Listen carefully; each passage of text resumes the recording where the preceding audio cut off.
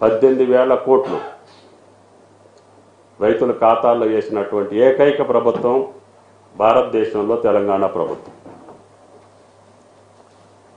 గత ప్రభుత్వం రైతు బంధు మీద ఇవ్వనటువంటి సొమ్మును కూడా 7,656 కోట్లు రైతుల ఖాతాల్లో జమ చేసినటువంటి ప్రభుత్వం కాంగ్రెస్ ప్రభుత్వం.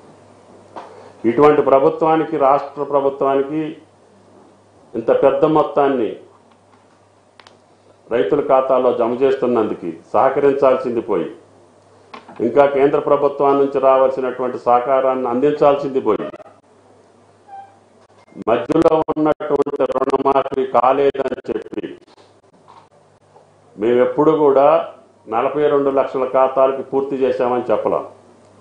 ముఖ్యమంత్రి గారు కూడా ఈనాడు కూడా రుణమాఫీ 42 లక్షల మందికి మేము చేశామని చెప్పలేం.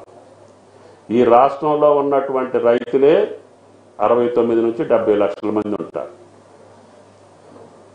అందుట్లో అప్పు తీసుకున్నటువంటి వాళ్ళు మేము గత 5 సంవత్సరాల్లో వాస్తవంగా మేము మాట ఇచ్చింది నవంబర్ 22. ఆ రోజు నుంచి మేము రుణమాఫీ చేయాలి. రాహుల్ గాంధీ గారు చెప్పింది నవంబర్ 22 వరంగల్లో రైతు డిక్లరేషన్లో.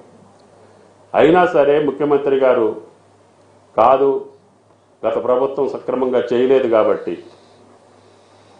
5 సంవత్సరాలు మాట్లాడకుండా ఎన్నికల నోటిఫికేషన్ ముందు రుణమాఫీ అని చెప్పి సగం మందికే ఖాతాలు వేశారు కాబట్టి ఆ రైతులు మనం ఇబ్బంది పెట్టొద్దు.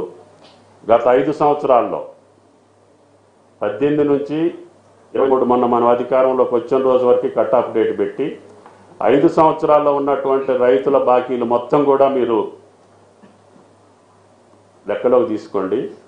తద్వారా 5 సంవత్సరాలు టీఆర్ఎస్ పాలనలో ఉన్నటువంటి 5 సంవత్సరాల ఖాతాలు మొత్తానికి ఇద్దామని చెప్పి పెద్ద మనసుతోటి ముఖ్యమంత్రి గారు మేము బ్యాంకులను అడిగాం.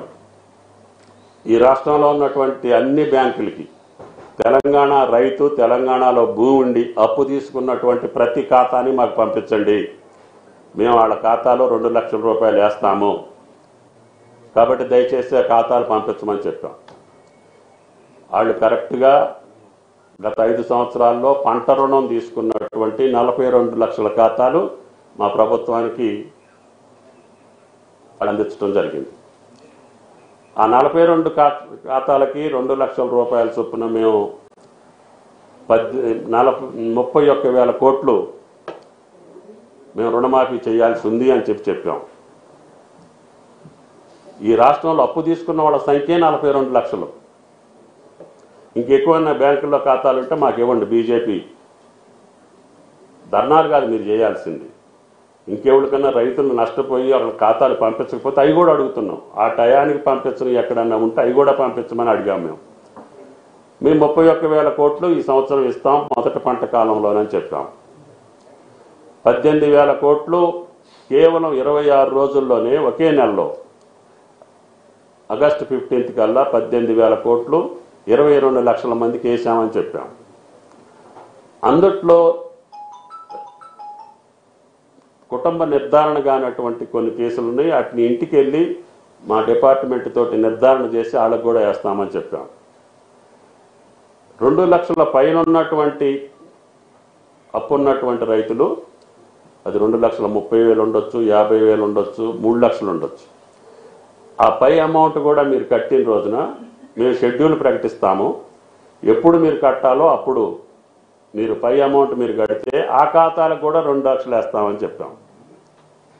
ఎక్కడ యాంబిగ్యూటీ లేదు, ఎక్కడ ఆందోళనకు సంబంధించిన అంశం లేదు.